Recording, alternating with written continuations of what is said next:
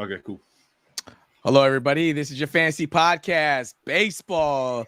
What's up? I'm here with my boy, Big Ant. What's up, Ant? What's up, my man? Doing good. How's it going, man? Everything good, man? You ready to talk a little baseball?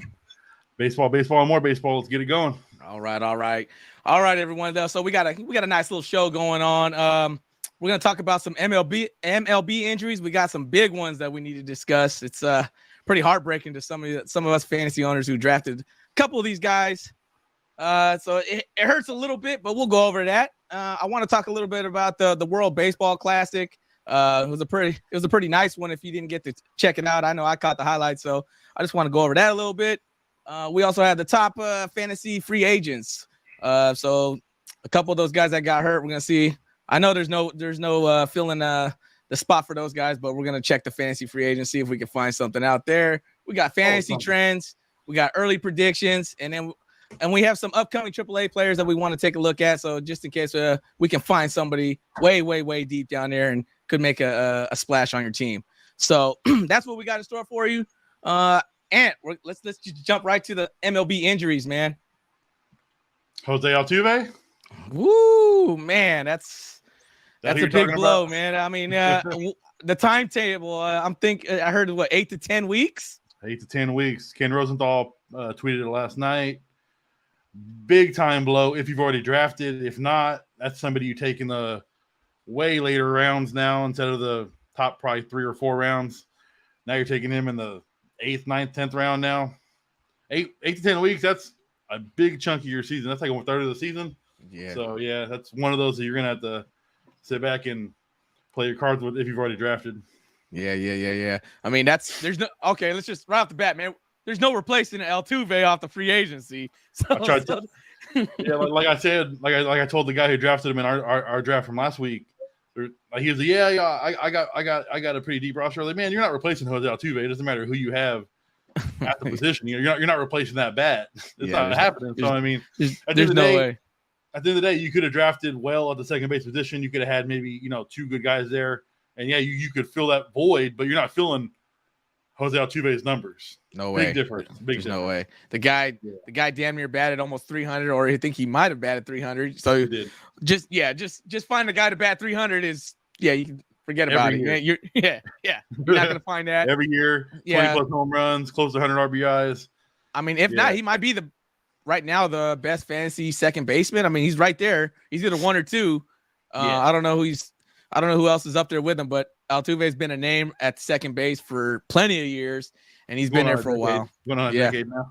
Yeah. So even at his age now, he's still very, very, very productive. So that's a big loss, man. So we'll get into that a little bit more once we get into these fantasy free agents. Another one, Edwin Diaz, man.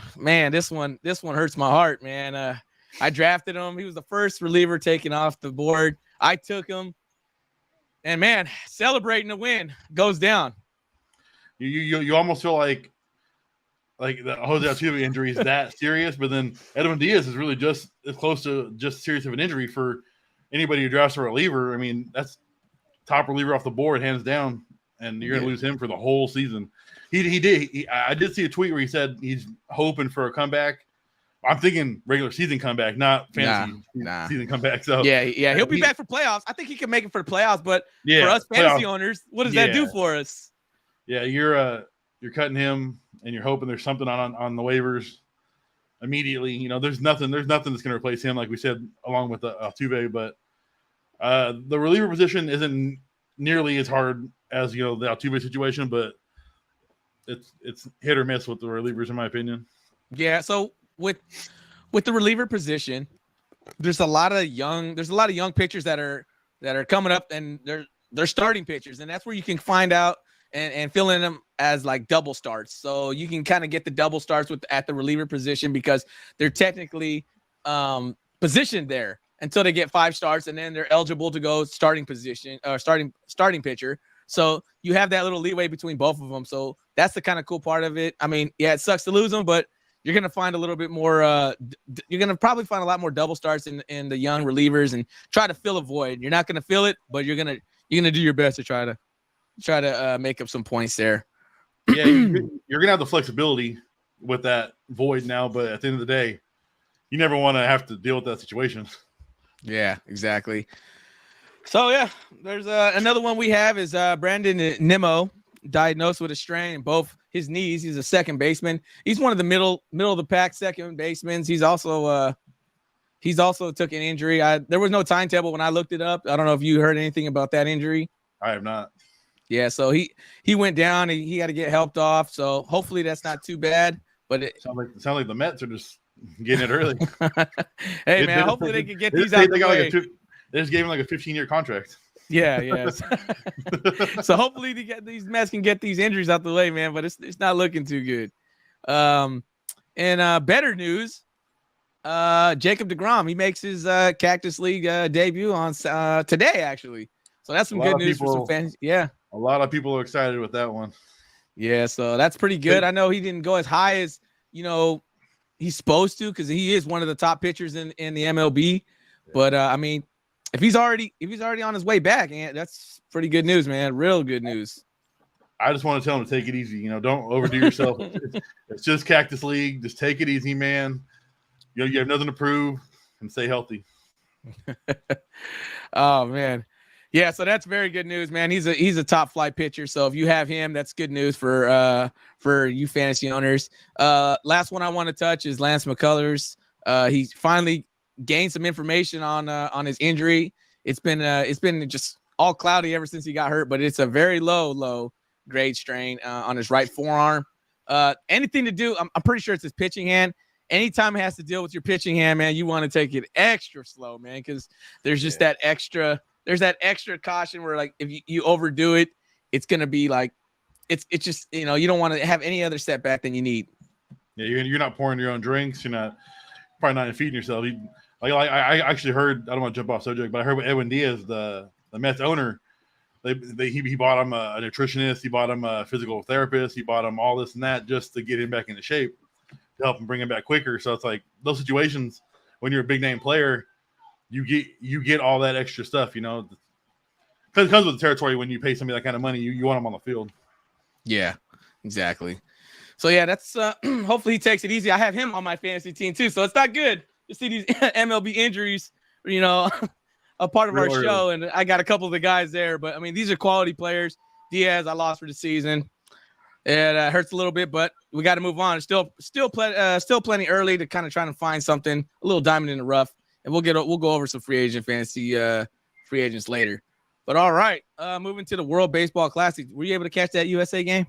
I was not. I was at a dinner, but I caught the eighth inning via Twitter. The bomb, Trey Turner bomb. Yeah, it was one of those games where it's like literally like a World Series type play. And you got the same feels, this and that. And eighth inning, they were down, I believe, 1 or 2 runs. Trey Turner comes up, hits a grand slam. You're up 2 or 3, I believe, and they end up winning the game. Yeah, man, Trey Turner, man, that's one hell of a fantasy player there, man. Whoever got him looking good. So I mean, for you fantasy owners, look, it's looking good. He looks like he's already in midseason form. So hopefully he can stay healthy and just continue that the rest of the way. But yeah, the USA went on to win that game on a 9-7 comeback victory, man. And looks like later on tonight they'll be facing Cuba in the semifinals. So if you have a chance, just go ahead and catch it, man. USA still in it. But I just wanted to touch a little bit on the World Baseball Classic, just because USA still in it. I might have to check that game out later. Yeah. All right, Ant.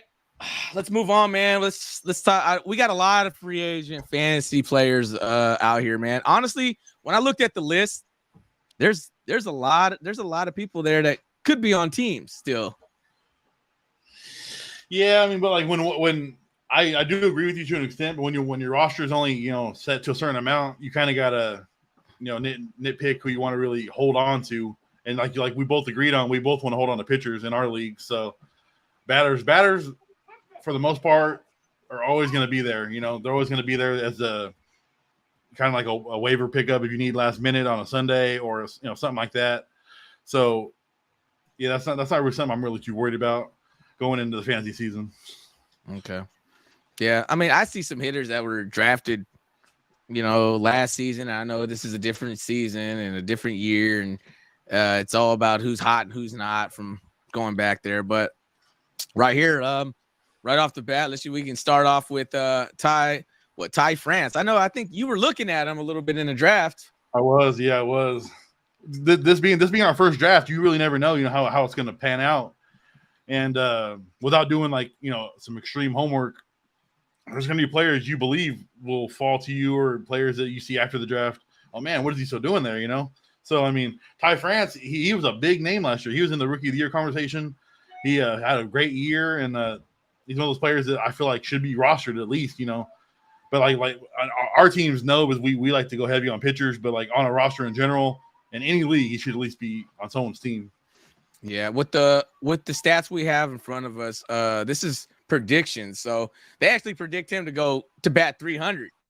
To be able to bat 300. He's going to strike out a little bit. 103 strikeouts, but that's not even too bad. That's actually somewhat pretty decent. And he's gonna hit about 20 bombs, and he's gonna have 172 hits. I mean, this guy can potentially, if somebody's having trouble at first base, potentially I see this guy going off the free agency pretty quickly. Yeah, definitely. I completely agree with that. This guy, he's young. He only has room to improve, and he's already putting up the numbers, to where you're not really going to question it, going forward. Yep. All right, next guy we have on there, we got Josh Bell. We could talk about it, man. First of all, man, this guy's ever since not last year, the year before, when he hit like 40-something home runs, man, he looked pretty bad last year, because I know I drafted him. He looked horrible last year. I don't think I'm not 100% on him, but I don't think he had an okay start, and then he just hit a wall. And this guy didn't produce for anybody. People held on to him for too long to where that, he'll come around, this and that. He didn't do anything. He ended up on waivers in majority of leagues. And now that's one of those question marks for, hey, it's still Josh Bell. He's a big name player. He plays for a decent squad with an okay batting lineup around him. So, what do you do? Do you wait? And if you wait, maybe someone else gets him before you do. So, that's one of those situations where you got to worry about, who you drafted and who you want on your bench. Yeah. But I mean, prediction for him, they predicted him to put up 429 points. The average, I mean, I know I don't have his last year stats, but I could probably bring him in a little bit. But 286, if you're batting 286, it's somewhat decent. I mean, it's not too bad. That's pretty good. I know he was well below that. And his home runs, I mean, we expect this guy to at least hit 30 home runs. I mean, for the type of guy he is, to predict only 23 from Josh Bell. When you think of Josh Bell, you think of 35, 40 home runs. You don't think of a high batting average. You think of 35, 40 home runs and probably 110 RBIs. If he's not giving you at least 30 bombs, he's not on your team. Simple as that. Because he's not going to put the ball in play every time. If he's not giving you those 2 bombs a week, 3 bombs a week to keep you in contention, because I mean, every position you need at least, I say, between 15 and 25 points. This is just to average things out. So I mean, if he's not giving you a realistic amount of points weekly, he's gonna be on my waivers. Yeah, unless we see the old Josh Bell, I really don't see him coming off the free agency, man. He's not honestly, he's not even on my radar. He's one I'll wait. Yeah, he has to have that magical bounce back year. I mean, because he could have a bounce back year and the home runs are low, but like you said, if he's not hitting for power, man, yeah, he's not that kind of first baseman you really want. Let's go on to my old the ex-Oakland A himself, Chappie. What do you think, man? I mean, he's been rostered on a lot of teams the past couple of years. Man, I would love to just roast this guy, but I'm going to be nice. This guy should not be rostered by anybody. You can stamp of approval, whatever you want to call it. This guy should not be on your team. He strikes out at a high clip. He does not get enough hits to even keep you in contention weekly, and he should not be on your squad. I'll say it time and time again until he shows me something for at least half a season. What happened to this guy, man? When he was in Oakland, we all knew he struck out a lot. All right, but it's like his last season in Oakland, he just kind of like, it was okay, and then we still ended up trading him to the Blue Jays. Yep. And he just never lived up to his name ever since then, man. Yeah, I don't know. Maybe he lost the juju. Maybe he lost that Oakland swag you guys have, year in and year out. But I couldn't tell you. I mean, Billy Beane, he makes a lot of moves that people make think twice. Like, hey man, like what is Billy Beane doing? But then he gets crucified for the moves that he makes like that. Like Matt Chapman was a household name. But let me look now. I mean, does it really look bad on his end? No. So I mean, you kind of got to give and take with the GMs. Yeah, Billy Beane, I understand. I mean, even if you get one, because I've noticed that with the A's, man, sometimes you'll get like, who did we trade? It was the third baseman. I can't remember his name off the top of my head, but we traded the third baseman. He won the MVP. We traded him to Toronto. What was his name? Oh my gosh, I'll remember it here soon. But we traded him to Toronto. He won the MVP, and then he kind of went to he couldn't find a home. So I mean, he does things. He's a hater love. Oh, you're talking about Josh Donaldson. Donaldson, there we go. Yeah, remember Donaldson? This guy's. I think he's in New York right now. I hope I don't want to stray you guys away with our knowledge, but I'm pretty sure he's in New York still. Donaldson, man. I couldn't think of it at the top of my head. Yeah, man. Yeah, that's not an easy one to remember, to be honest. That's a while ago. Yeah, exactly. Donaldson, man. Because I know he came up as a catcher. And I was so hyped. I got Josh Donaldson my first season. He could play catcher for you. The guy knocked like 30-something bombs, and I'm like, what? I think I won it that year. And I was just so mad when we traded him away. I was just like, oh, what are we doing, man? What are we doing with this? But he makes those decisions, man. But it's better for the A's. The A's, I mean, we just don't got the money to support that. We play that money ball, man. You know how that goes. Oh yeah, but yeah, Chapman, man. Let's just go over a couple of his. This is what they predict on him this season: 164 strikeouts. Yeah, there you go, right there. I didn't even have to look that stat up. I mean, if you play fantasy baseball at all, that's just a given.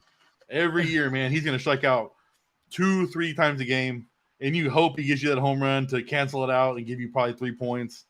So that's just how it's going to go for him. So that's why I said he's a big X. Leave him on waivers. Hey, the 27 home runs doesn't do nothing for you? No, not a thing. Because fantasy baseball is a lot of games, a lot of weeks, and the strikeout ratio to home run ratio does not work at all for me.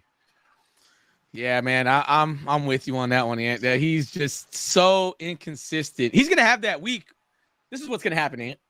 He's gonna go on fire, hit like 5 home runs in a week. Somebody's gonna go grab him. And then you know what's going to happen? He's going to strike out the whole next week, and he's going to give you like 2 points, or he might even give you a negative. This is something that I recommend for anybody who's listening that's newer to fantasy baseball. Just because somebody has a 3 home run game or a 4 home run game, do not just go out there and just waste all your fab money or waste your waiver or priority on a guy who does that. I would wait and take the loss over waiting and picking them up, and then picking them up and losing your priority on the waiver order, or losing a chunk of fab that you can't get back, because a lot of the time, like Paul just said, it doesn't work out. Next week, dude striking out twice a game. He'll probably go like 4 for 25, 16 Ks and 2 doubles, with an RBI, and give you 10 fantasy points. So yeah, that's, like I said, I didn't want to be too mean with Matt Chapman, but we kind of just did our thing on that one. Exactly. Another tip I have, man, because it's a long season, as Ant would say. So I know it could be like the first 4 weeks of the season, and you have one of the top players, right? And they just haven't done anything in a month. But you have to think about this. Some of these guys don't get hot until into their second month, or sometimes even after the All-Star break. Some of these guys just kind of go off. So if you have a top tier player, I see it every year, man. Every year, somebody just cuts the wire on somebody really good too early, and then hey, you want to drop him? I'll take him in a heartbeat. Yeah. I'm finding room to clear space off and grab this big name guy, and hey, sit him on my bench until he heats up, because a lot of these big names, they get drafted high for a reason, and sometimes they don't kick off until the second half. Yep. And that happens a lot, man. So in fantasy, make sure you keep an eye. If you see somebody drop a big name, hey, and you got room on that bench, stash them, because eventually they're going to catch fire, man. Do not get rid of those big names too early, because they're starting the season pretty bad. They are a big name for a reason, and when they come around and you pick them up on waivers and you're waiting maybe a month, 3-4 weeks. Oh man, I picked him up and he's not doing nothing for me. And he hits you that 5th week, and for the rest of the season he's hitting 320, 35 home runs. That could easily win you a league, man. So like Paul said, just have patience. Wait that out a little bit. You have definitely if you have the player, definitely don't cut them too soon. And and if you have any questions, you can always shoot a comment or shoot something in the chat, and we can always answer your questions whenever we see them. So at least give you our honest opinion. We're not biased at all. I'm a Giants fan. He's an A's fan. I don't care what team it's regarding, but we'll shoot you the answer that we believe helps you out. Yeah, man. So yeah, that's a couple tips to help you out, man. I know if like you said, if you're new to fantasy baseball, I mean, I've been doing this for a long time, man. I don't know about Ant, how many years he's in. I know with this league, too long, man, too long. So yeah, those are just a couple of quick tips, man. Like you said, if you have any other questions, just go ahead and hit us up. Moving on this list, man. Ryan McMahon. I feel like this guy's he's pretty injury prone, especially the last couple of years. They predict him with 405 fantasy points. The average is about 263. He strikes out, 159 Ks with the strikeout rate, and then he hits about 24 homers, and he had predicting about 143 hits on the season. So third base, Colorado, good place to hit the baseball. I mean, third baseman's a tricky one also. So third baseman, there's only a couple of them there. He's kind of one of the guys that he's very streaky, and he does go on those. He'll be hot for a month, and then he'll go cold for 2 weeks. So it all depends on the type of third. If you have a solid third baseman, and he's just a lock in every week, you don't have to worry about it. Yeah, you're good. But there's plenty of third basemen where like this guy's hot for a month. I'm gonna run with this guy for a month, and then you just find some other guy who's been hot for 2 weeks. So I know a lot of people do that. He's one of the guys that could stay hot for a month, just for the fact that he plays for Colorado, and those in Colorado they put up a lot of points. Hitters ballpark, 100%. Like Paul said, just ride the wave. If he's gonna hit you for a couple weeks in a row, then also you got to know when to cut bait. Because eventually he's gonna that wave is gonna end. And then you got to not hold on for him too long, and then that can cost you a couple W's. So you just gotta. It's hard. It's not easy by any means, but you just got to know when to cut bait. It's not easy to see at times, but overall, you'll notice a big drastic difference in what they do from week to week. Yeah, exactly. We have another guy, Charlie Blackmon, same team. Good year last year. Yeah, I mean, he's already got the injury. He's already got that injury. He's like 38 years old. Yeah, but he's still productive though. Yeah, dude, he had a great year. I had him. I actually traded for him last year in the league that you weren't a big fan of, and I mean, he had weeks where he was good. He was really consistent. I mean, that's one thing about baseball is the people who only majority get like doubles, triples, hits, stuff like that. They won't from week to week give you the biggest numbers, but they'll give you numbers that are better than average, and that makes a big difference too, because you won't always get like the stud. You won't always get the 30, 40, 50 point weeks, but you'll get the 20, 25, 30s. And consistency, like you said in our draft, consistency is crucial to winning a championship in fantasy baseball because it's so long. Injury, I feel like no matter who you own, at one point or another, your players are going to get hurt. Weeks, days, doesn't matter. It doesn't make a difference. But Charlie Blackmon, he was really consistent for probably about 3/4 of the season. So that's somebody personally, I'm a big fan of Charlie Blackmon, even though I just roasted him on his age. Hey man, there's guys in the MLB that are, I think, 43 years old, man. You drafted a lot of pitchers that were above their predecessors' age. Yeah, we can talk about that later, man. No worries. I mean, he's still producing, so as long as you produce, man, that's all I care about. Look at Verlander. He's still Verlander's still top of his game and one of the oldest pitchers. Exactly. All right, I guess we're gonna keep it in Colorado here, man. First baseman CJ Cron. He actually got drafted and he's already cut. Yeah, in our fantasy league, which is surprising. What do you think about him, man? A big bopper, strikes out a lot. I had him in fantasy last year. At one point, he was going to be my keeper, but then I went a different route. He's on waivers right now, and I'm not crazy about him being on waivers, but I don't necessarily blame him because, like you said, there's not a handful of first and third basemen that you can actually rely on after that. It's kind of riding the wave, like you said. So I don't mind it, but at the same point, at the same time, I do think he might be rostered at some point. Yeah, I think so too, man. They got it predicted to go to put up at least 403 fantasy, a 282 average, 31 bombers, about 91 RBIs. His K's it's not as bad. I mean, he's got 130 compared to the that's still pretty high, but it's not Matt Chapman high. No, But, no. I mean, and then his doubles, he has almost 30 doubles there, and then 133 hits. So he's outside of the top outside of the top 12. I mean, he's maybe like right there into that 13, 14. If your first baseman goes down with an injury and you're gonna miss a couple of weeks, he's a replacement for sure, right there, right? Yeah. Like you said too, in Colorado, that ballpark, the ball flies. So I mean, he's a big bopper, and he's known for the long ball. He has those weeks where he has 5 bombs, in 3 games, and that gives you the win for the week. So I mean, like I said, he's one of those guys that it's kind of like one of those iffy guys. But at the end of the day, I would say he needs to be rostered. Yeah, I agree with you, man. I feel like he should be rostered, even as a DH spot on your team. If you're not sure what it like your DH spot or your utility, I'm sorry, depending on the roster spots you guys have on your teams. But yeah, I think he'd be a solid utility guy in my eyes.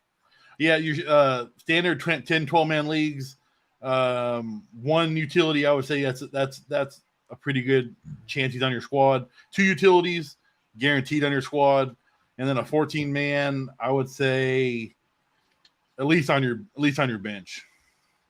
Yeah, exactly. I mean, it does show him injured here, so it could be a reason. I don't know the full. Yeah, it's early. There's going to be a chunk of nicky neck injuries. Yeah, but for sure, we do see if he's on your free agents, in your free agency, and he's available, and you have a spot, that wouldn't be a bad pickup in my eyes. Moving on, another old cat, JD Martinez. Looks like he's going to be the DH for the Los Angeles Dodgers. I think you had him on your team last season, didn't you? I did. I love JD Martinez. I've been a fan of his for a long time, and that was somebody I wanted the Giants to go out and make contact with and try to sign because we have the new DH rule. So I was a fan of that. The Dodgers ended up getting them. Pretty salty, but at the end of the day, it's baseball, and maybe our guys, are doing the right thing. Maybe we're going to miss them. Who knows? But at the end of the day, just based off fantasy, I do think he is a must-own player, especially in Dodger Stadium. It's a tiny ballpark. He is a great contact hitter, and he will get you between 20 and 30 home runs now.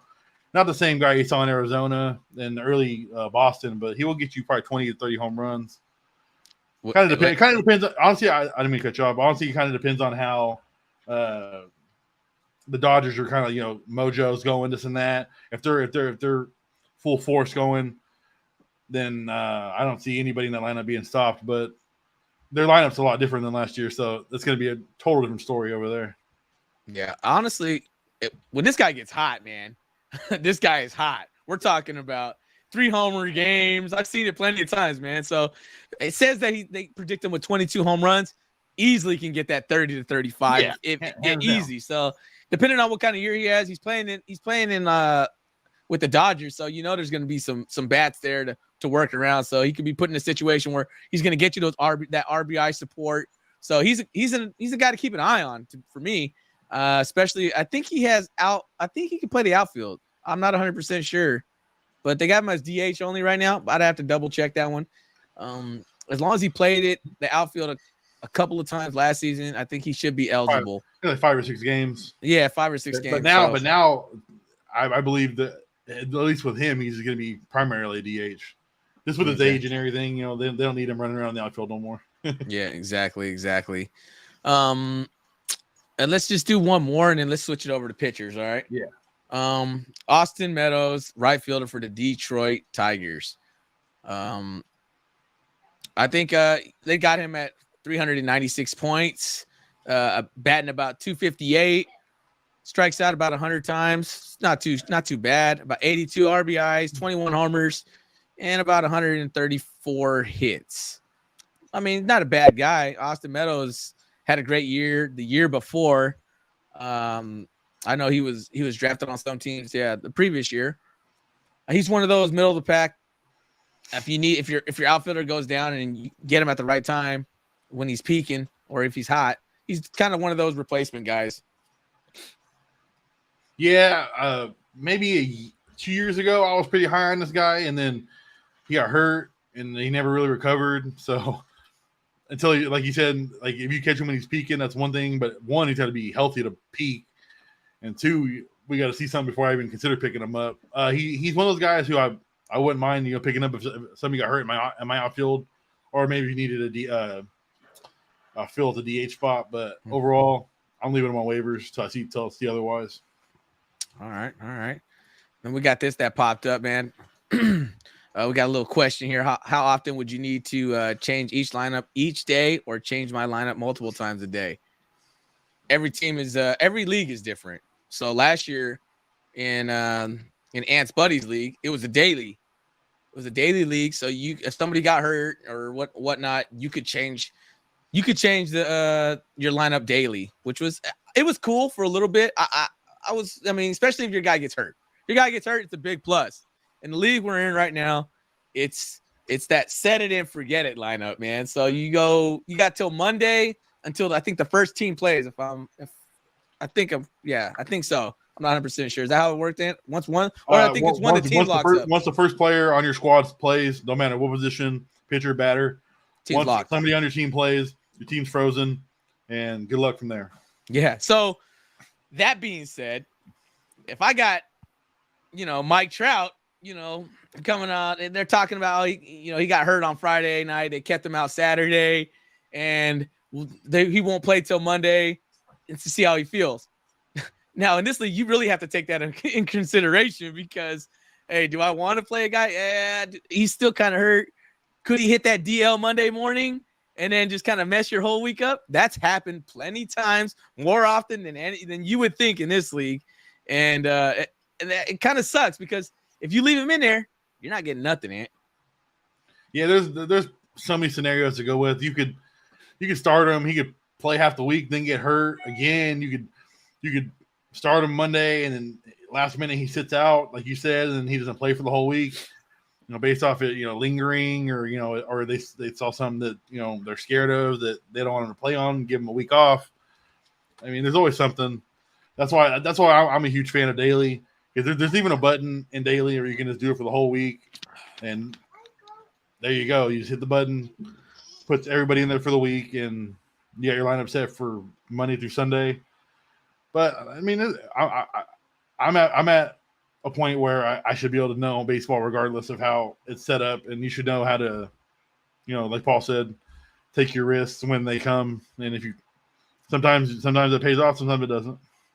Yeah, you just kind of look at it. You just got to do a little extra research on it. And then if you hear anything like an MRI schedule for Monday, then you kind of like right off the bat, I'm just going to hold them out this week. You know what I mean? Yeah. Just take the 1 week. You want the sure points. Always go with the sure points. You want somebody who's going to be 100% healthy. If you don't want to take that risk, if he plays, potentially the guy's going to give you 30 to 40 points. But if you don't want to take the risk, find somebody who's going to get you that 20 points, because you're going to be able to find somebody on the waivers to give you at least 20 points playing the field. Yeah, to add to that, if there's somebody you're 100% convinced that will give you a decent amount of points on waivers, don't even second guess it. Just take it.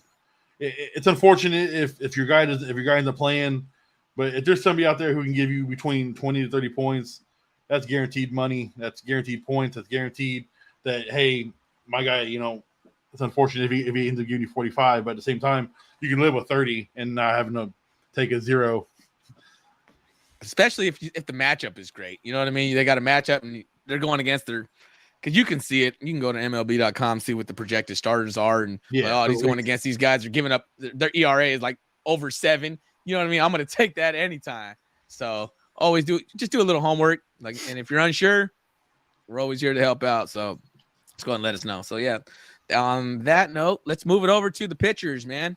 Got a couple solid pitchers, man. You want to go ahead and dive in on a couple of them.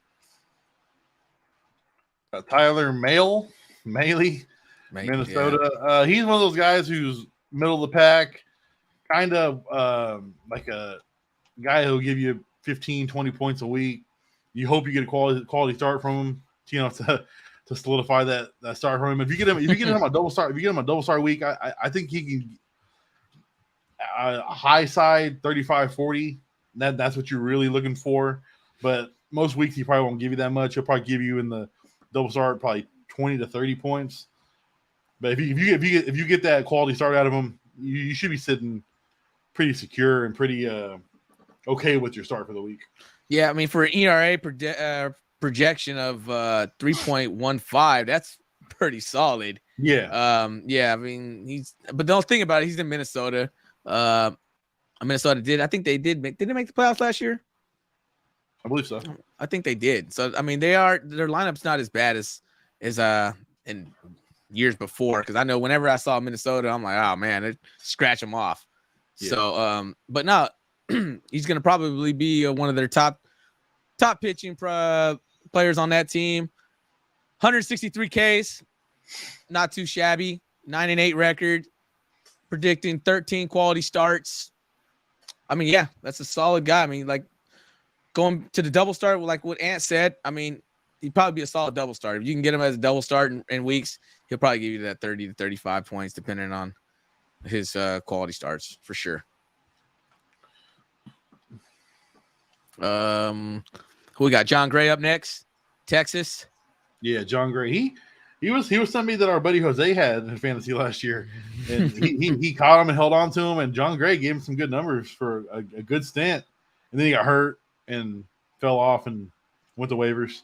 So I mean, he's literally a big boy. He's like 6'10", pretty good overall numbers. I mean, he allows a lot of jacks, but he gives you a decent amount of Ks, probably like 6 to 8 a game, and the ERA is relatively okay, so you don't got to worry about allowing like 4 or 5 runs a game. He's probably going to allow 3 runs a game, and not Houston, sorry, in Texas, he's going to give you that run support. They'll give you that run support, so he's somebody I would take a good look on for a roster spot, and if not, a waiver spot, if you need somebody for that week. I think he's better than people think, because this guy played in Colorado for so long, man. And when you play in Colorado, man, you're going to be giving up jacks, even though when you don't think you are, because of the hitter's ballpark. So, I mean, honestly, he even did quite well in Colorado. Just, I mean, besides giving up all those runs, but I mean, it just carries out there. Now he's in, I mean, he plays in Texas, and I mean, you can still hit the ball pretty good out over there in Texas, but I mean, it's a lot better than Colorado. Yeah. This guy's got some nasty stuff. I've seen him pitch a couple of times. He's a great fill-in on a double start. To roster, I mean, I got to just see how he starts the season. He's always been a name that I've always kind of like looked at, because I see him there on the way. He's on the waivers every year, man. Every year I see his name there. But yeah, he's a solid pitcher for me. He's a great double start pitcher. Anytime you see him on a double start, the matchup's somewhat decent. He's a lock for me. So yeah, I mean, great pitcher in double start standing. Kyle Gibson, starting pitcher, Baltimore. They got him predicted to go 360 points, an ERA of 3.8, pretty high. 141 Ks, about a 9.8 record, and about 18 quality starts. How you feel about that one? That's not a sell on my end. Baltimore or just the name? All around. He's an older guy. He's not one of those older guys that I would take a risk on. And Baltimore doesn't really give you a lot of love either. That's a tiny ballpark. He's going to allow a lot of home runs. His ERA was already 3.84. Yeah. So I mean, I think he was in Philadelphia last year. So he actually had a stint where he had a good run.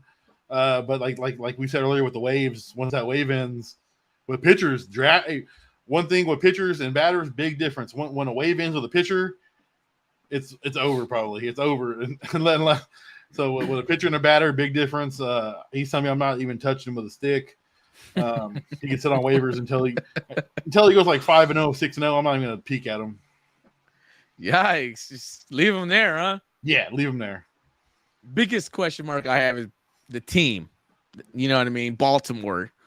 So I mean, Baltimore, you're not going to get a lot of wins out of that Baltimore team. So, and as a pitcher, that's what you want, because you're getting that 7+7 there. So if you're not getting any wins, I mean, I'm not really looking that way at all. I mean, So they have a couple young guys from last year, but no success in the pitching in Baltimore last year. You got Cedric Mullins, you got Adley Rushman, catcher and an outfielder. Both players are probably the only two players you want to own in Baltimore. And there's a third baseman that I'm still doing homework on, Henson. They're saying he's like the next hottest thing on the market. So I would do a little more homework on him. But other than that, you don't know. You're talking about Gunnar Henderson, right? Yeah, 100%. Yeah. He's the only other guy that people are even talking about in Baltimore. So, I mean, unless you have one of those three batters. Sorry. Maybe their closer. But other than that. Oh, no, I had their closer last year, man. He was solid. That's what I'm saying. So, yeah, he was solid. But, I mean, that's what I said. That the closer with them being so streaky with wins and losses, you can go 2-3 weeks without even getting a save, and then you can get 3 weeks in one. You get 3 saves 1 week. This is they play a favorable matchup. So it's one of those situations where you don't really want to like I said, you don't really want to own anybody in Baltimore other than those 3 bats that I mentioned. Yeah, you're 100% right, man. Baltimore's pretty tricky. Yeah. Moving on. A guy that I drafted and I already dumped. Sonny Gray, older pitcher. I mean, my average age for pitching, man, was man. I was in the high 30s, man. I had to find me some young guns, man, But don't get me wrong, hey, Sonny Gray is still a solid pitcher, man. He's still somewhat solid. He's in Minnesota still. He had a somewhat decent season. Look at the projections on this one. They got him predicted ERA of 3.19, 359 fantasy points, 8-9 record, 12 quality starts in about 30 games. And his K is just middle of the pack, 156 Ks. Not really a guy who's going to get you a lot of Ks, like you just said. He's more of a ground ball guy, pop fly guy. They get you 5-6 Ks a game. But in order to get you 5 or 6 Ks a game, he has to pitch in the first place. So if he's not on the field to pitch, which he's always hurt, then you're not even going to get no points from him because he's not going to pitch. So he's one of those guys that I'm 100% not even looking at because he's never healthy. Nothing. All right. He's like Kyle Gibson. Until you show me something drastic, I'm not even looking at him. Double start. Would you take him? With a really favorable matchup, yes. Yeah, favorable matchup. I think Sonny Gray is worth a spot for me. The reason why I dropped him is I found something younger, and somebody coming up from I think it was the Los Angeles Angels. I was doing some homework there, and this guy's just pitching lights out in the spring training. I'll give you guys the name in a little bit later. And one of the guys I was been doing my homework on. So yeah, I mean that's the whole reason this guy's been flashing out. That's the whole reason why I dropped him. I like the upside on the guy, but if it wasn't for that, I think Sonny Gray would still be rostered on my team. So I mean, he's somewhat decent, man. He's doesn't deserve it, but I got to go with the younger guy.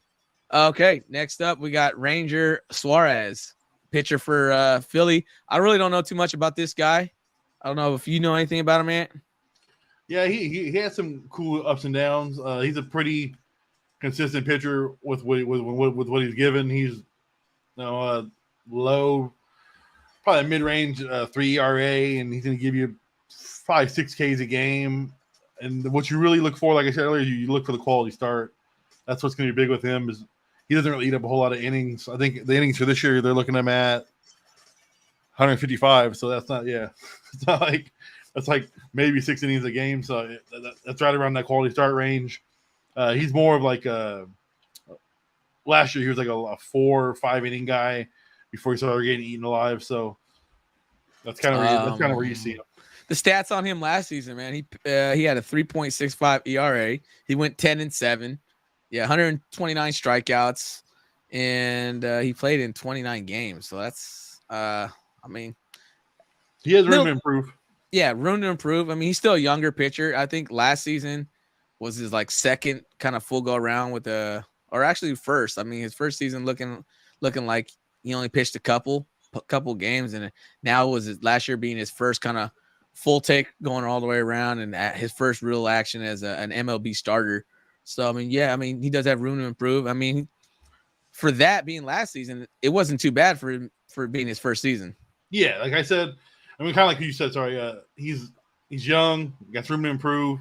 You know, you're gonna have those jitters as a pitcher, especially a pitcher. You know, like everybody wants to rake you nonstop. So I mean, you're gonna have those jitters. You gotta want to put the ball in the right places, and when it doesn't happen, your whole demeanor falls apart. So I mean, yeah, he for what he did last year, I give him props. But he's one of those guys that, like I said, you might want to wait on a little bit. But he's in Philadelphia. They got a good run support around him, and the overall starting five is pretty good as well. So I mean, they're gonna have some swag going. They're gonna win a lot of games.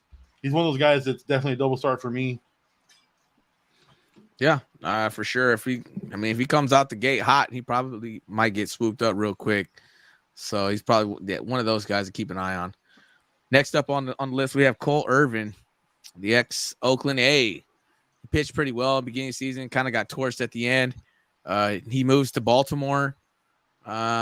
He's like a 10-10, like, you know, he goes 10-10, 10 wins, 10 losses type of pitcher. He has those games where he can shut a team out and then the next one just give up 7-8 runs. He's nothing to like. He's not a dazzler, is what I'm trying to say. He's not gonna double start. I'm even kind of questioning the double start on him, just because he gives up big games like that. For me, he's just a guy. If he gets hot, you just got to play him at the right time and cut him really quick, because you just got to get what you can out of him. If you need to pick him up, other than that, yeah, I'm looking the other way. Yeah, I'm not touching him. I'm pretty sure his ERA is above 4. I didn't look at his numbers yet, but he's probably got a career ERA above 4. That's not doing you any wonders in fantasy baseball. He plays in Baltimore. His Ks are, like I said, Rangers Suarez are around probably the 6-ish range, if that. So I mean, you really need a quality start out of this guy to get a reasonable game out of him. And if he doesn't get hit for the first 3 or 4 innings, yeah, you'll probably get it, but he's always rocky, so you never know what you're going to get from, especially this guy. And yeah, I'm not touching him either. Yeah, for sure. His stats last season, he gave up, or he had a 3.98 ERA. So yeah, see, there you go. So he's almost at 4. He had 9 wins, 13 losses. Yeah, he played in Oakland. I mean, the run support was pretty horrible last season. And yeah, I mean, he's not going to that much better of a place in Baltimore, so you could kind of expect the same, really. Yeah, he's not a dominant pitcher. So no, yeah, he's gonna get jacked for sure. Next guy up, we have Marco Gonzalez. I don't know, man. Pitcher out of Seattle. Yeah, he's a nice little veteran. He'll give you I don't know, 6 innings maybe. Like I said, with a couple other guys on the board already. Not really a big K guy. He's ground ball pop up guy. He's one of those guys it's kind of weird, but you really don't mind rostering him. But I feel like when I have rostered him in the past, he's hurt me more than he's helped me. I don't know, maybe I got a soft spot for him.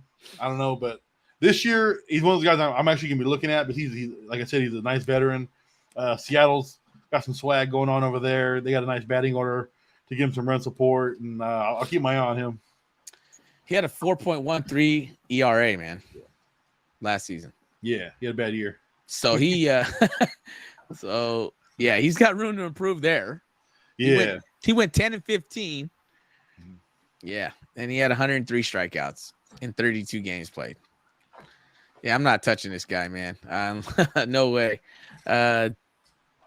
Only because yeah, I mean, just the ERA kind of blows me away. I mean, but Seattle did play good last season, so it's like maybe he just had the tough luck and he was just on the wrong end of the stick on those games. But yeah, I mean, I don't really see myself. I've seen him last season. He didn't have a game where he wowed me. And I watched a couple of games.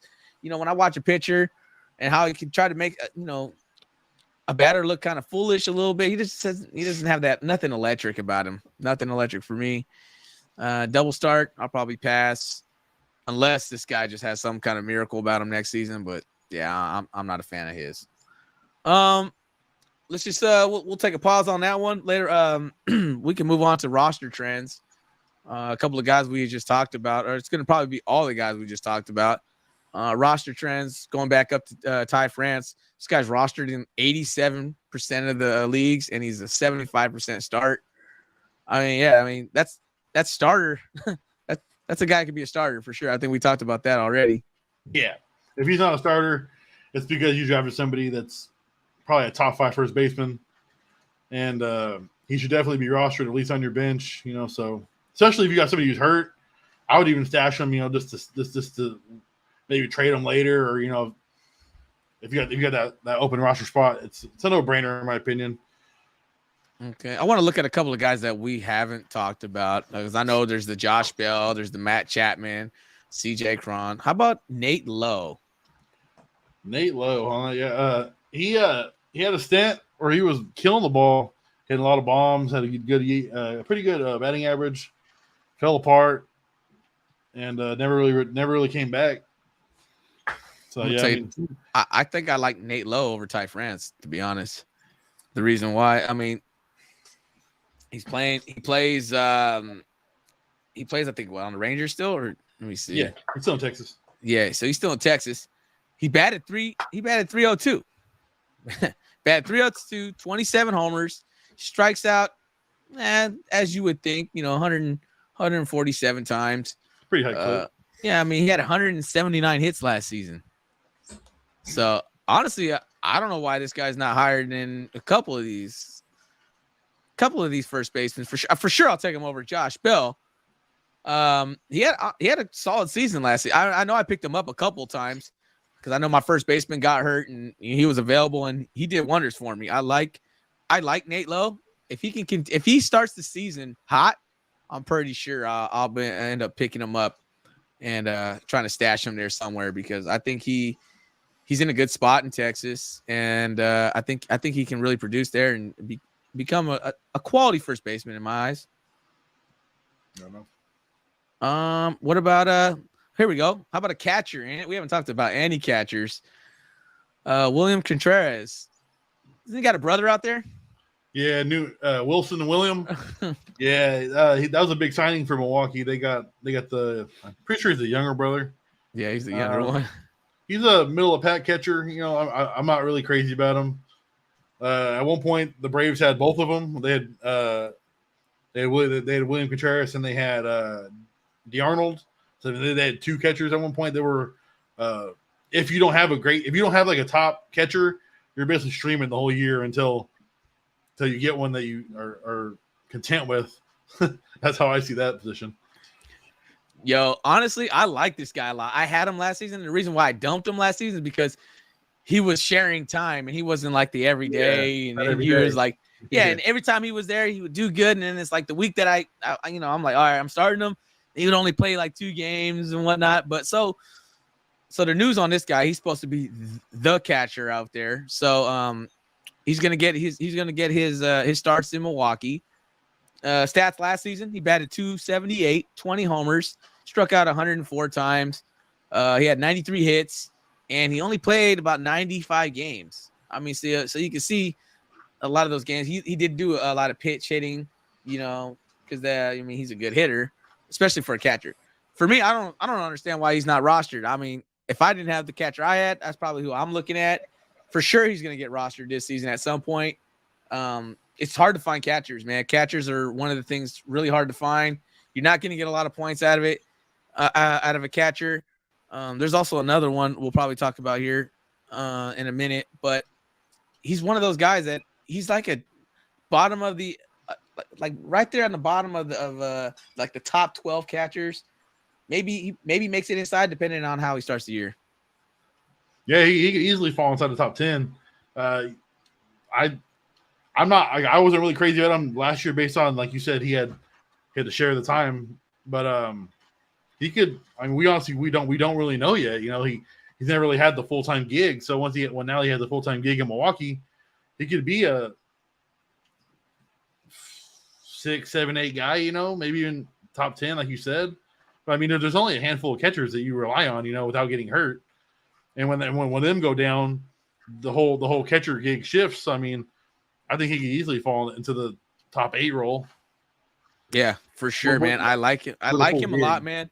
I like him a lot, man. So like if somebody goes down, if my catcher goes down or something, or I'm not liking what I see at catcher, he's a guy I have my eye on. I had my eye on him in the draft, and that's how I thought I was gonna go with, to be honest, until I got until I landed my catcher, and then I was like, you know what? I don't really need him. But yeah, a guy I have my eye on for sure, Ant. If you don't have a catcher and you're not happy with the catcher you have, this is the guy I'm kind of looking at for you, and he would be a great pickup just because of the workload he's going to be getting now in Milwaukee. Tyler Stevenson, catcher out of Cincinnati. I know a little bit about the guy. He actually had a good run, and then he broke something, and everybody like he broke something or tore something towards I believe the middle of the fantasy season, and he never came back early enough to play again. But he actually had some pretty decent numbers from what I heard. I haven't looked at him, but yeah, I'll give you his numbers right here. Yeah, go for it. Check this out. He played 50 games last season, got hurt. He batted .319, 6 homers. He struck out 47 times, 53 hits, and 166 at bats. So, yeah, that 319 batting average though. Yeah, that's pretty good from a catcher. Yeah, not a lot of catchers are batting 300. So I mean, small sample size, but like I said, from what I've read into him a little bit, and I've heard from a few other people, he was doing good things with the ball when he was on the field. It looks like right here he was only limited to 50 games last season. He had a concussion, a broken right thumb, and yeah. So this guy was banged up, man. Yeah, he was all tore up. I mean, he from what you see though, I mean, I definitely think if you don't have like one of the main catchers like we say, he's definitely someone to look at. Yeah, another one. I think those are two catchers people should keep an eye on for sure. At one point in time, I feel like both these catchers will be swooped up before you know it. Another guy we got on this list, Brandon Lowe, second baseman. I got a soft spot for this guy. I don't know what it is about him. I every time I look at the waivers, I don't know why I always click on Brandon Lowe and just read the notes. It could be the same note. I don't know why. I don't know what it is about Brandon Lowe, but I just like him. I don't need a second baseman majority of the time, but hey, there's a guy out there that needs a second baseman, right? Yeah, he's just one of those guys that when he's healthy, he puts up pretty good numbers. And like I don't know, like I said, I don't know what it is. I just got a soft spot for him, but I like his game when he's healthy. Yeah, when he's healthy, but he hasn't been healthy in probably I think a year and a half, 2 years now. But 2 years ago, like I said, he was putting up pretty good numbers. He hit a lot of home runs. His batting average was better than average, and he had a good amount of RBIs. And with the Rays, you're not really getting that too much from too many players anymore. So when you're looking at players at the position, you need to feel for the weak or you need to feel for an injury void. He's one of the guys I would definitely look at. So not last year, but the year before. Yeah, he batted about 250, 39 home runs, 167 strikeouts, 99 RBIs, 132 hits, and he played in 530. Oh, wait, I'm sorry. He played in 149 games. That's the Brandon Lowe. If he can get to that type of player again, oh yeah. I love this guy, man. From a second baseman, if you get 40 home runs, I mean, it's like no brainer. I mean, you're getting 40 bombs from a second baseman. There's only like 2 or 3, not even that probably, that give you 40 home runs.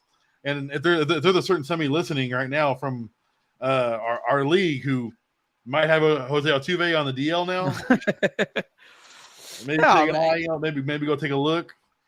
I'm gonna tell you right now, I'm not gonna lie, Ant. I've been looking for a spot to put him on my roster. I just can't find a spot yet. I'm going to leak that information right now. I cannot find a spot for Brandon Lowe right now, but I really want him on my team. Yeah. This guy, I mean, if he comes back healthy this season, he's one of the guys that's going to be swooped up really, really quick. And like I said, I'm trying to get him right now, man. If he's on your free agency and you took that Altuve hit, this is probably the guy I'm looking at, man, to be honest. Yeah. last guy I want to touch on real quick is Jeremy Pena. He's a younger cat, shortstop for Houston. He played pretty well last season, eh? He played great, Rookie of the Year, World Series MVP. I mean, what else? What else do you need out of a guy that young to be doing what he's doing already? He's one of those guys who should be rostered 100% at the shortstop position, but you only he's like kind of a broken record. There's only a handful of guys at the shortstop position that even give you a long-term play.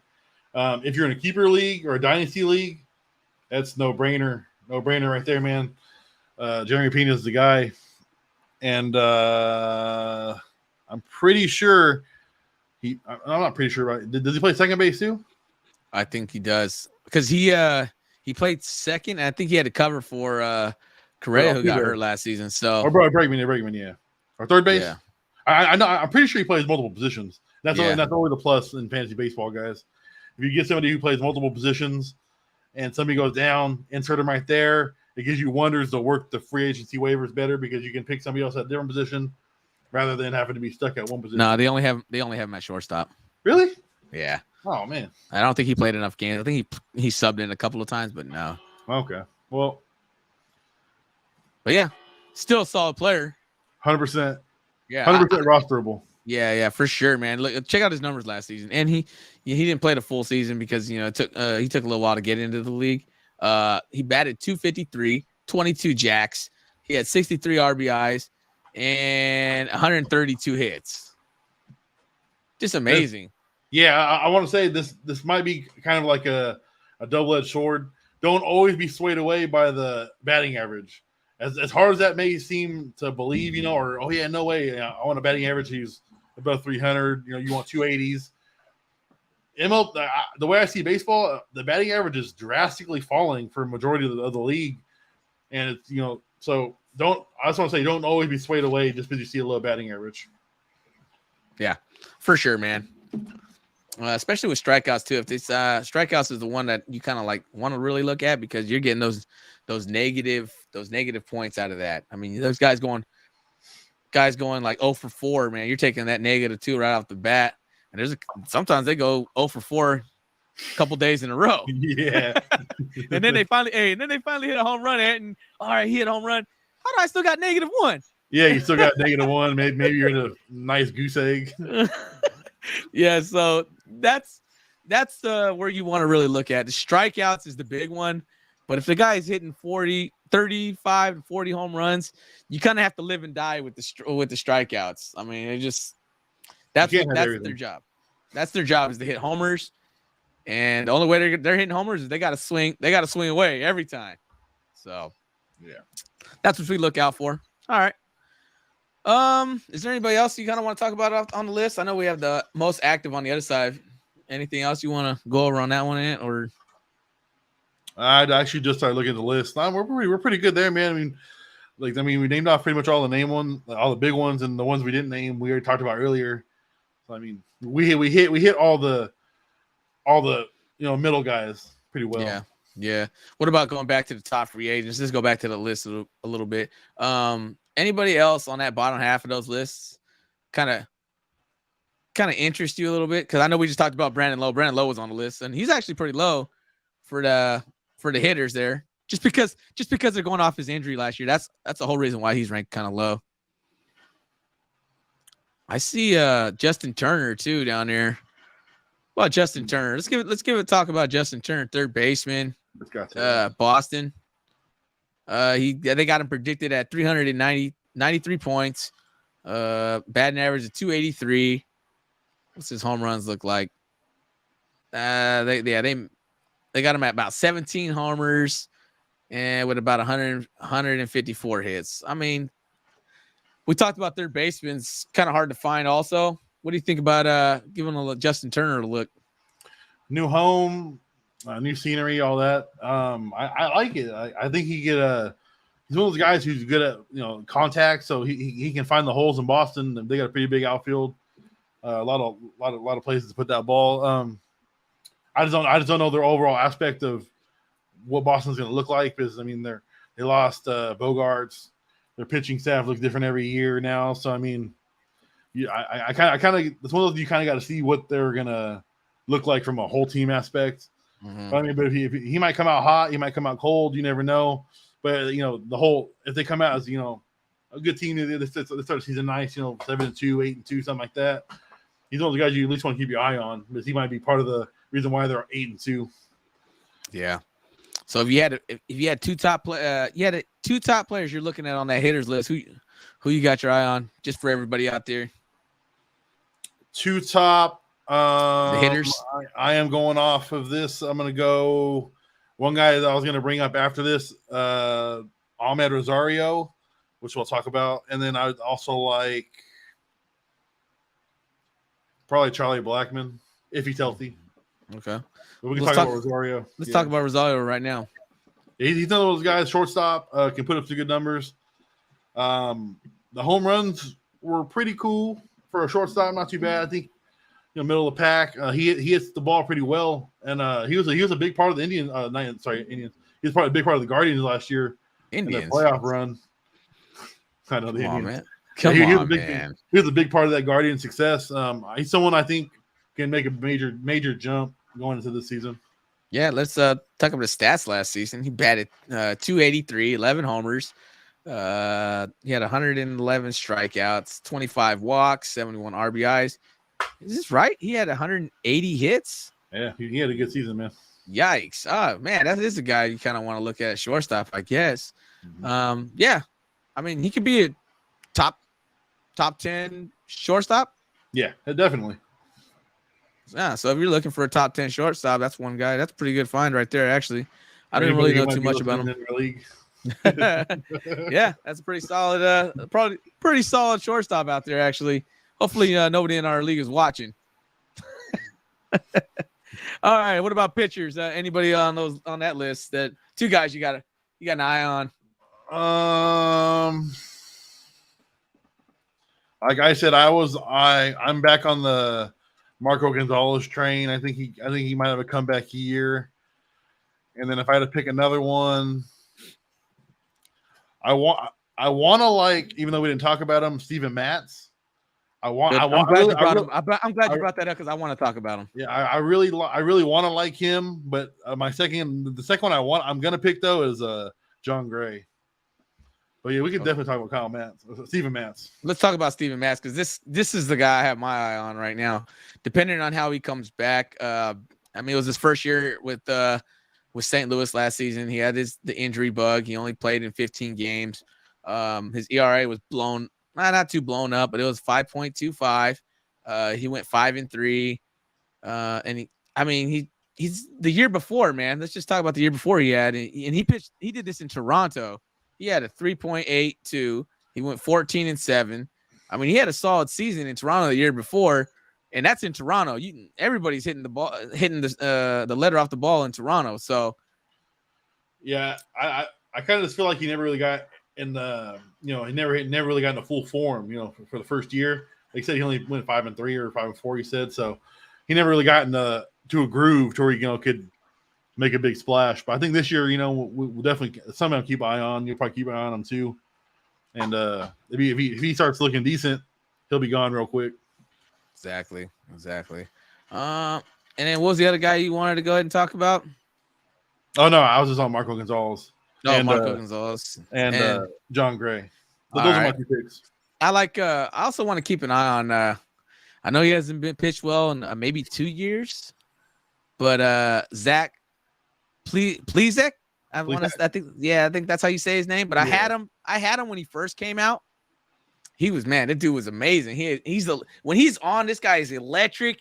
He's making hitters look silly in the box. I mean, if this guy is just fully focused on baseball, he's one of the best pitchers out there, man. Yeah, something about the Guardians and their young talent, man. Like they come out looking hot, real hot, and then they kind of tend to fall off a little bit or they get hurt, So there's always something there, and then when they come back, they don't got the same juju, And I kind of wanted to bring him up, but I was like, I'm kind of gonna let that one be. I love this guy. I love him as a pitcher. It just he has to get his mind right. He's so young. He's one of those guys. I think he got in trouble. He got in trouble because he did something in the ball club with the ball club, or he went out late. I think it was COVID. It was during COVID, and he went out and partied when he wasn't supposed to, and then he caught COVID. And the manager's like, "What are you doing? We have regulations and restrictions on everything. You can't be going in to do that." So ever since then, it's like he hasn't been the same guy, man. But before that, this dude, he had like his ERA was like 1.5, and he was just he had like 11 Ks. Dude was just amazing. But if he could get back to that, man, hopefully he just matures a little bit, does what he was doing before he got in trouble with the ball club, and just finds his groove. Man, I think he could be a steal if he can find that form. Yeah, man. I mean, 1.5 is a little hard to ask for, but if we could do similar numbers, like I want to say similar. He only pitched a couple of games. He had like if he could do similar numbers, that would do wonders for someone's fantasy team. Dog, I'm telling you, he was amazing. I locked him in there. He had one start. He was pitching against the hottest hitting team, and I'll throw him out there just because he was that good. But yeah, that was 2 years ago, man. You never know, man. That's it. Fantasy baseball is funny. Fantasy sports are funny, man. Yeah. You'll never expect it, and then it happens. Yeah, 2 years ago, man, I'm still banking on a guy to come back to form himself from 2 years ago, but it's all right. Hey, let's do some early predictions here, man. I just want to talk about, what about Cy Young awards? You have a way too early Cy Young award prediction? Cy Young, I had a couple in mind,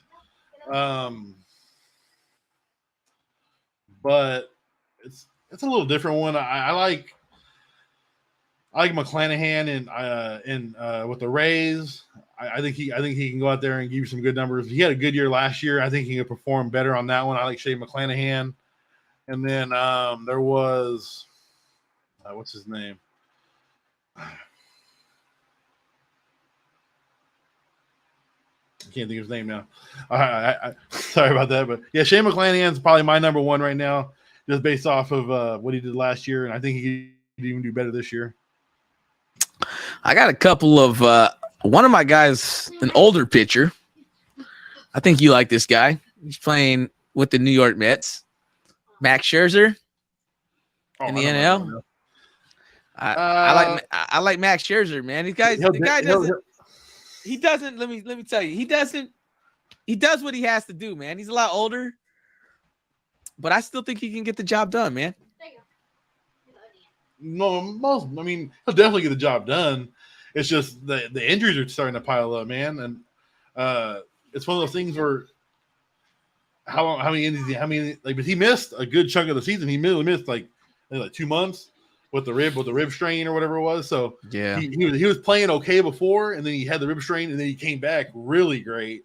He came back better than he looked before. So it's just the injury toll, man, starts taking on these pitchers. So that's what I'm saying. So if he stays healthy, he's in that conversation. Yeah, no, I do remember my other one now. It was the new Yankee Carlos Rondon. I think he has he definitely has the mechanics to get it done. As he showed with the Giants, and I think the run support in New York will give him a lot of help too. I think Carlos Rondon, he's an under the radar MVP candidate or Cy Young candidate. I like Garrett Cole more than I like him though, because he's I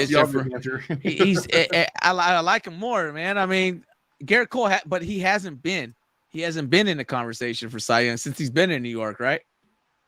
First year, obviously, because he left Houston. Yeah. But then last year, the dude got jacked after exactly. You know? He got messed up pretty bad. Yeah, he fell off 1,000%, and then everybody was like, "Oh, hey, should I draft him this year? Is he worth a late first, early second?" I didn't take him, and I probably wouldn't have taken him even if I had a good rotation around him. So I think he's a third rounder guy. But I think he finds his form, and I think he gets back to being one of the best pitcher in the American League for sure. Just because I think he got smacked around. I think he's gonna find his groove for sure. But yeah, I mean, there's a couple of guys I like to pick. I picked pretty much the obvious ones, but a lot of these new pitchers though come out of nowhere. They come straight out of left field and win Cy Young out of nowhere. So yeah, there's always a handful that like, the Cy Young race is always so close. You know, like you got guys will go 15-5, and you got a guy who's going 15-10. But the difference is one guy will have 2 ERA, another guy will have a 3.5 ERA, with 10 more, quality starts or something. So it's always so close, but there's always different ways to go about it. And they always look at it differently. If your team's making playoffs, if your team's, winning 100 games, there's always more to it than just the numbers. Yeah, for sure, man. Yeah. So have a little fun with it. Cy Young, next week we'll probably do like the MVP for each side again. Yeah, hitters. 100%. So we'll just play around with that. We'll go do that next week. But last segment we got on this show, man, we're gonna talk about the upcoming AAA players. We got I got the top 5 hitters and the top 5 pitchers. I'll let you go ahead and crack at it. Get the first crack at it. You talked about him earlier in the show. I did. The Gunnar Henderson. This guy's I honestly didn't know much about him until the beginning of the season. I started looking him up, and he's pretty flashy for what he does, man. And I'll be surprised if he's not called up, too far along, and unless he has some drastic change in AAA. I'll be surprised if he's there for too long. Yeah, he played a little bit at the end of last season, and he did pretty solid because I remember picking him up in your friends league, and I think he's eligible in 2 different positions. So I mean that's always a big plus. Yeah, but yeah, I mean the guys, let's see what he did over there or what he's doing in AAA. He had 23 home runs, 94 RBIs, 23 stolen bases. I mean, he's got a 3.6 percentage at a home run. 151 hits.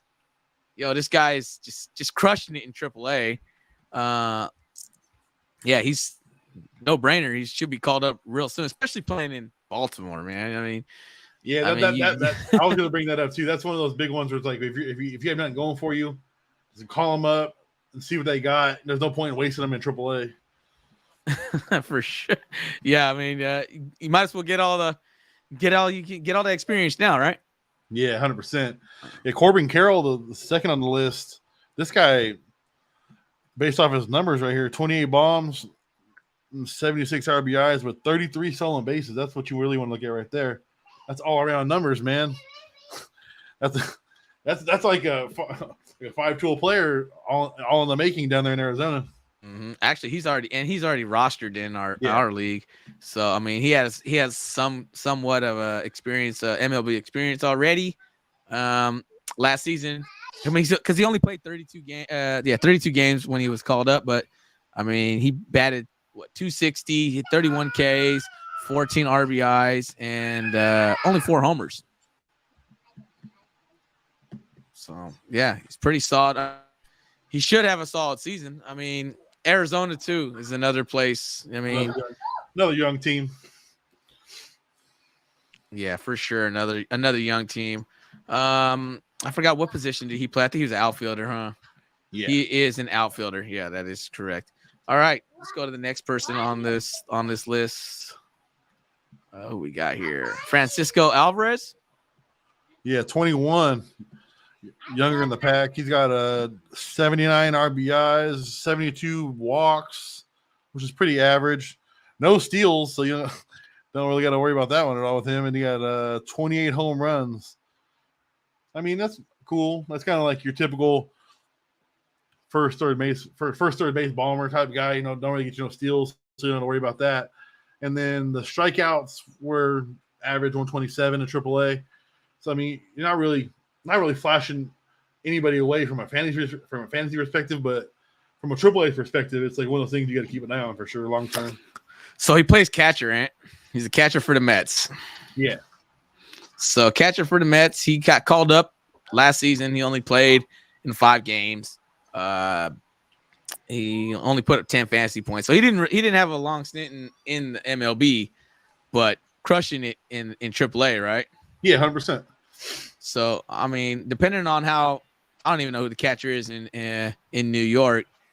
So obviously, if this guy keeps crushing it, at some point they'll give him another look and try and bring him up, probably as soon as possible. Because catcher's one of the hardest positions to to kind of feel, especially, I mean, not just in fantasy. I mean, even in regular baseball, there's not a lot of catchers out there hitting the ball really, really well. Yeah, I said a couple times, there's probably only a handful. After that, you're streaming.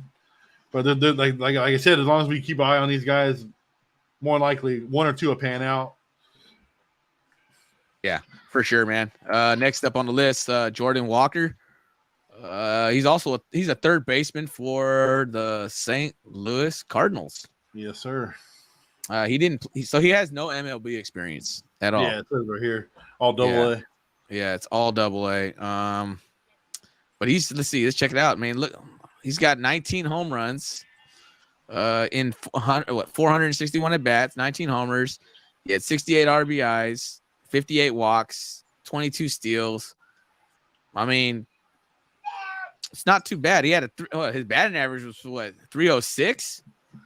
So he's putting the ball in play, and he's already actually rostered in our fantasy league. So yeah, I was just looking at that. You can kind of see how our fantasy league is. We got guys already taking people that are on their way up, right? Yeah, like I said, I was just looking at that. The batting average is what stands out, 306. Everybody else on the list, number 5 we'll talk about in a minute. But other than that, you're hitting 289, 296, 258. You kind of give and take with the home runs, batting average, stuff like that. And then if you get the stolen bases in there as well, that's a no-brainer. Yeah. All right. Yeah. So. 6. Yeah. All right. Yeah, and we'll just keep it moving along then. Looks like we got Anthony Volpe. I don't know too much about this guy either. The numbers are good though. We're still doing our homework on these guys. Yeah, the numbers definitely stand out. With this one, he's 21 bombs, 65 RBIs. This is the wonderful part about this guy: 50 stolen bases. Say what? 50 stolen bases. That's how many points we get? How many points we get for a stolen base? Jesus, that's a lot of stolen bases, man. That means this guy flies around the base path. Yeah, the 35 doubles out of 501 at bats. That's pretty good overall. So this is one guy who is probably, if I had to go off the list, he would probably be number 3 on my list. Honestly, I like Carroll based off of what we're talking about. Then I like Henderson, then Volpe, and then the catcher. You obviously need to throw the catcher in there 4th, and then I'll probably put Walker at 5th. Man, but this guy's giving you 100 points in stolen bases. That's just one stat. Yeah, as soon as I saw that, I was like, "Wow, 50 stolen bases." Okay, this is AAA stats, though, right? Yeah, but I mean, it don't matter. It don't matter the speed. It don't matter where you're running. You're still. What do you tell me? You can't teach speed? You cannot teach speed. Speed, if you fly, you fly. I mean, the catchers are at the MLB level. They have the IQ, but come on, man. He'll go from 50 stolen bases to 35 to 40. I mean, I'll still take 40 stolen bases any day of the week, especially in the category league. Yeah, that's 100%. Yeah. All right, man. Go ahead and take over the pitchers, man. The pitchers right here. We got a Philadelphia Philly. Let me scroll up real quick. 19 years old. We got Andrew Painter. Pretty good numbers overall, man. You got only 18 earned runs. We got 155 stolen bases. The ERA is wonderful at a 1.56, and he was 6-2 last year. That sounds wonderful. So I mean, you're winning games. You're not allowing runs, and you're getting a pretty good strikeout ratio at 155 to 103 innings. That's over a strikeout an inning. So I mean. Looking pretty good. He's probably one of those guys that won't be up anytime soon based off his age. He's only 19.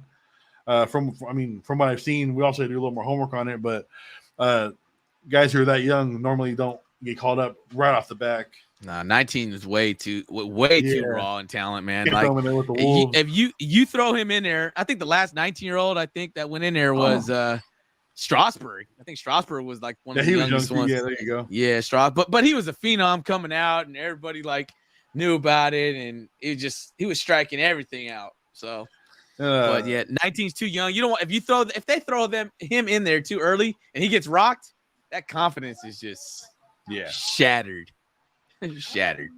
So yeah, so it's hard to compete with those numbers. But the second pitcher on the list, Grayson Rodriguez, he spent some good time with the team last year. He played for a good amount of time. He was hot and cold. I had him for a little bit too. He wasn't too great overall, in my opinion. But I mean, he's really young. He's only 23, so it's only a matter of time before he can blow up. But like we all say already, Baltimore, kind of like a place to go die. Yeah, Baltimore hasn't been they haven't been good since they had the old like Adam Jones in the outfield, and it just hasn't been right, man. Baltimore's always struggled though. Uh-huh. Even when they were decent, they still weren't blowing anybody away, you know.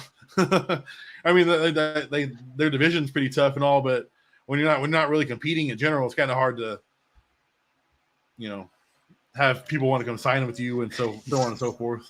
Yeah, they just kind of have to build the youngsters up and just kind of He's one of them. There. He's one of them. You know, like he wasn't too horrible last year. He just didn't really blow anybody away. He had a lot of subpar games. He had like probably had like 4 to. It was probably 4 out of every 10 were good games. You know, if that. But overall, I'm kind of sticking away from him. Then we got Yuri Perez, another young guy, 19, 77 innings pitched. That's another good one right there. 77 innings pitched with 110 strikeouts. That's another high clip on the K. The ERA is double, almost 4, 3.97, and he allowed 9 bombs last year. Not bad. I mean, you got a high ERA, but the strikeouts kind of help when it's 110 to 77 innings pitched. Mm-hmm. So I mean, it's not too bad overall. I mean, yeah, it's still again he plays in Miami, a young guy, same thing. So I mean, yeah, I mean he's I mean these pitchers are going to be great. I just hope when they get to the show, as they would say, they're just in a situation where they'll be able to succeed, get these guys a couple of wins, and just don't crush their confidence. I mean that's what a lot of this is with pitchers. You go up there and get smacked, and the confidence is gone, man. It's going to be too hard to find for these guys to come back and turn it all the way around. Yeah, this guy right here, it shows all Double-A for him, 4 games. Daniel Espino. I don't know nothing about this guy, so I got to do my homework on this guy. Hey, go ahead. Got 18, only 18 innings pitched, so I have no clue on what this guy's been doing with his career so far. So he's one of those guys we're definitely going to have to do our homework on and check a little more on him. He's a guardian. He's probably a new sign-on or something. Ain't been in the game for too long. But if he's on the list, there's obviously good to go about it. There's obviously some backstory that makes him more relevant to be on his list. So, that's pretty all right there. He went basically 1-0, not too bad overall, I guess. Kyle Harrison, last on the list, fellow Giant. He's a pretty good prospect. 113 innings pitched, 186 K is another good clip. That's something I'm big on. As long as you have at least 1 K an inning, that's pretty good to me. ERA was pretty good, under 3 at 2.71. 4-3, nothing to blow anybody away. But once again, there's always time to improve when you're only 21 years old. Fellow Giant, eh? Yeah. I mean, I'll tell you how I feel. I'm not biased, He has room to improve. Well, yeah, pretty much sums up everything we got here, man. Is there anything else you want to touch on a little bit? Any more free agents you see, or any other input? Those one Profar went to Colorado earlier. Yeah, that's right. I forgot to bring that up. Other than that, there's not. It's been been quiet on the baseball front. A lot of football stuff going on. So that's another podcast, another story. But overall, yeah, I mean, we're pretty much doing our homework and keeping base on what's been going on, at least for the most part. And yeah, I mean, we're pretty much where we got to be, Like I said, it's pretty quiet on our end. Yeah, so we got about 1 week, I think, until baseball season really kicks off. So kind of keep an eye out on that. We're gonna still be looking at the these up and coming AAA players. We're gonna try and do as much as we can. If you have any questions or you need any other help with that, or you want us to look up or dissect a player, we will. We don't got no problem with that. I know I'll do a little extra digging because there's so many players with fantasy baseball, man. There's so many players. It's not like with fantasy football, there's no AAA. There's nothing else to keep an eye on. You know what I mean? Yeah. To watch who's cold, who's coming up. It's baseball season's so long, man. There's so many different things to look at, and you just got to be on your toes sometimes, man. You got to watch that waiver, try to get a couple trades in there. I know this league is kind of hard to trade in. I'm trying to make a splash already with a trade, but these guys are being a little stingy and don't want to trade with me. I know this guy right here sitting right in front of me on the show is being a little stingy with his first baseman. He doesn't want to send him over, but we'll try to make something work. Maybe on the next podcast. Maybe on the next podcast we'll talk about this trade that's been looming. Yeah, maybe we'll have some breaking news. Offer some breaking news. Yes, sir. Yeah, we'll definitely send him a couple of trades. Just send it. Yeah. All right. Well, that's all you got, Ant? Yeah, I'm good for today. All right. Well, you guys make sure you guys follow us at TIYF on Instagram and Twitter and YouTube, and at TIYF @TIYF_ at twitch.tv. I'm sorry. And check us out on Apple Podcasts or any other podcast stations you listen to. Just look us up, TIYF. Other than that, that's all I have, Ant. All right, we'll see everybody next Sunday at noon. This will be our time that we're slotted at every Sunday. So until then, everybody have a great rest of your Sunday, and later. Later, guys.